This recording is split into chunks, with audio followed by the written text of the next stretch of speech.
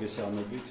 Სულ საზოგადოებას მივაწოდოთ ინფორმაცია ყოფილი უმაღლესი პოლიტიკური თანამდებობის პირის მიერ ჩადენილი კორუფციული დანაშაულის თაობაზე.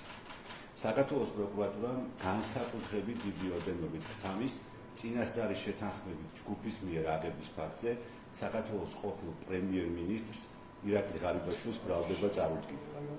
2026 წლის 12 აგვისტოს პროკურატურას გამოძიებასთან თანამშრომლობის სურვილით მომართა საქართველოს ყოფილი თავდაცვის მინისტრის ნათესავმა მსჯავრდებულმა ვასილ მხეიძე და გამოძიებას მიაწოდა მის ხელთ არსებული სრული ინფორმაცია. ასევე დაიკითხა და გამოძიებასთან ითანამშრომლა ჯუანშერ ბურჭულაძემაც.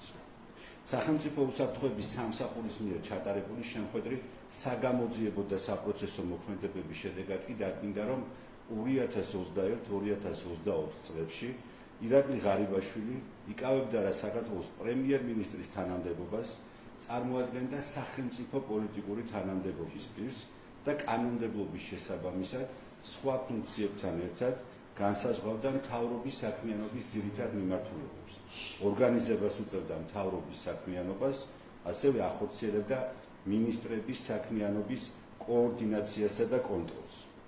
ამავე პერიოდში საქართველოს თავდაცვის მინისტრის თანამდებობას იკავებდა ჯუანშერ ბურჭულაძე და ასევე წარმოადგენდა სახელმწიფო პოლიტიკური თანამდებობის მქონე პირს. კანონმდებლობის შესაბამისად იგი როგორც მინისტრი ანგარიშვალდებული იყო საქართველოს პრემიერ-მინისტრის წინაშე და სხვა უფლებამოვალეობებთან ერთად კოორდინაციას უწევდა სამინისტროს სტრუქტურული ქვედანაყოფების საქმიანობას, ახორციელებდა სამინისტროს შესაბამისი პირების გადაწყვეტილებებისა და საქმიანობის სამსახურებრივ ზედამხედველობას.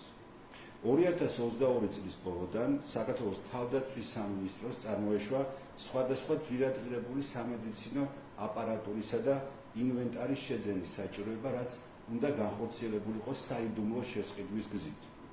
აღნიშნულ პროცედურებში მონაწილეობის მიზნით და არამართზომიერი ფინანსური სარგებლის მისაღებად ჯუანშერ ბურჭულაძესთან შეთანხმებით მისი ნათესავი ვასილ მხეიძე დაუკავშირდა შესაბამისი გამოცდილების მქონე მისთვის ნაცნობ ბიზნესმენს, რომელსაც შესთავაზა შესყიდვის იმგვარი ფორმით გამოცხადება, რაც გარანტირებულად უზრუნველყოფდა სასურველი ფასით ამ უკანასკნელთან დაკავშირებული კომპანიების განმათავებას, სანაცვლოდ კი მოითხოვა მთლიანი სახელშეკრულებო ღირებულების 10%-ის ნაღდი ფულის სახით მისთვის გადაცემა.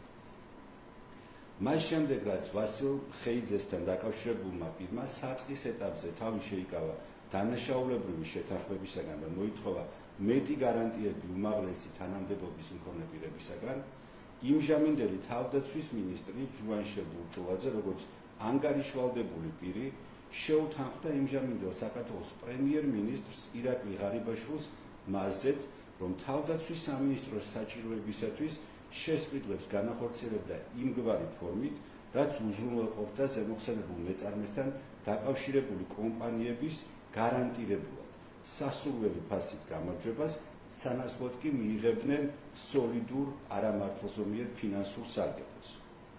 მიიღო რა სული სამსახურებრივი მფარველობა ირაკლი ღარიბაშვილისგან, რომელმაც თავის მხრივ მოითხოვა შესაბამისი მატერიალური სარგებლის მისთვის გადაცემა და დაუდასტურა შერჩეული ბიზნესმენის სანდოობა მსგავს საკითხებში, ჯუანშერ ბურჭულაძის დავალებით საქართველოს თავდაცვის მინისტრის იმჟამინდელმა მოადგილემ გიორგი ხაინდრავამ და შესყიდვების დეპარტამენტის იმჟამინდელმა უფროსმა ვლადიმერ ხუდუშაურმა სამინისტროს მიერ გიორგი აბრამიშვილის სახელობის საქართველოს თავდაცვის სამინისტროს სამხედრო ჰოსპიტალისთვის სხვადასხვა სამედიცინო აპარატურისა და ინვენტარის შეძენის პროცესში მიზანმიმართული ქმედებებით შექმნეს არაკონკურენტული გარემო, რის შედეგადაც არარეალური გარიგებების დადების გზით ხელოვნურად გაიზარდა საიდუმლო შესყიდვის შესახებ ხელშეკრულებით შესაძენი საქონლის და მომსახურების ღირებულება. შედეგად სამი საიდუმლო შესყიდვის დროს ზემოხსენებულ პირებთან დაკავშირებულმა კომპანიებმა საქართველოს თავდაცვის სამინისტროს 11.499.705 ლარის რეალური ღირებულების მქონე სამედიცინო აპარატურა და სხვა ინვენტარი მიაწოდეს 18.484.960 ლარად. ზემოხსენებული შესყიდვების პარალელურად შესაბამისი გარანტიებისა და მფარველობის სანაცვლოდ შესყიდვებში მონაწილე ბიზნესმენმა რამდენიმე ეტაპად ვასილ მხეიძეს ნაღდი ფულის სახით გადასცა მთლიანი სახელშეკრულებულების დაახლოებით 10% 1,900,000 ლარი, საიდანაც ამ უკანასკნელმა პირადი სარგებლის სახით დაიტოვა 400,000 ლარი, ხოლო დარჩენილი თანხა სულად გადასცა ჯუანშელ ბურჯუაძეს. ამ უკანასკნელმა ქთამის სახით მიღებული 1,500,000 ლარიდან 750,000 ლარი თავად დაიტოვა, ხოლო თანხის მეორე ნახევარი 750,000 ლარი რამდენიმე ეტაპად ასევე ქთამის სახით ხელზე გადასცა ირაკლი ღარიბაშვილს. ზემოხსენებული ქმედებების შედეგად სახელმწიფოს მიადგა დიდი ოდენობით, კერძოდ 6,955,255 ლარის ქონებრივი და არსებითად დაირღვა საჯარო ინტერესი. საქართველოს პროკურატურამ ირაკლი ღარიბაშვილს ბრალდება წარუდგინა საქართველოს სისხლის სამართლის კოდექსის 328 მუხლის მეორე ნაწილის A და G და მესამე ნაწილის E ქვეპუნქტებით, რაც გულისხმობს სახელმწიფო პოლიტიკური თანამდებობის პირის მიერ ჯგუფურად განსაკუთრებით დიდი ოდენობით ქთამის აღებას და სასჯელის სახით და ზომად ითვალისწინებს 11-დან 15 წლამდე თავისუფლების აღკვეთას. რაც შეეხება საქმეში ფიგურანტ სხვა მოხელეებს, საზოგადოებას შევახსენოთ, რომ ისინი ზემოხსენებულ ფაქტებთან დაკავშირებით უკვე მსჯავრდებულები არიან სასამართლოს მიერ და განსასრული აქვს შესაბამისი სასჯელი, მათ შორის ჯუანშელ ბურჯუაძეს მისჯილი აქვს 10 წლით თავისუფლების აღკვეთა.